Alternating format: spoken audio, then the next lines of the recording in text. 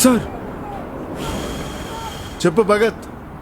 Sir నన్ను ఆర్మీలోకి ఎప్పుడు తీసుకుంటారు సార్? 2 ఏళ్ళు అవుతుంది సార్. ఇంకా ఎన్ని రోజులు నేను ఇన్ఫార్మర్గా పనిచేయాలి? అది ఎప్పటికీ జరగని పని. అది నా 22 ఏళ్ళ కల సార్. ఇప్పుడు కుదరదంటే ఎలా? నీ ఐడెంటిటీ ఏంటి? మీ నాన్న మతం ఏంటి? నువ్వు భగత్ అని పేరు పెట్టుకుంటే నీ మతం మారిపోతుందా? నా దేశం కోసం పోరాడాలన్నా చావాలన్నా మావాడై ఉండాలి. అది భగత్ అనే పేరుతో వచ్చేది కాదు, నీ ఐడెంటిటీ నుంచి వస్తుంది.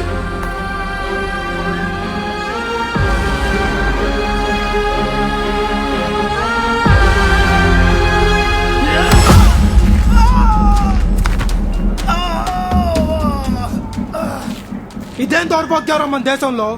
నేను నా దేశం కోసం పోరాడటానికి నా మతం మట్టు వచ్చిందా? నువ్వు చచ్చినా నేను చచ్చినా ఈ మట్టిలోనే పొడొస్తారు. కాకపోతే నీలాంటి యాదవులకు కూడా భారత మాత లాంఛనాలతో శ్రద్ధాంజలి చెప్తుంది చూడు, అది మా దౌర్భాగ్యంరా. ఈ మట్టిలో పుట్టిన ప్రతి ఒక్కరికి దేశం కోసం పోరాడే చచ్చే హక్కుందిరా.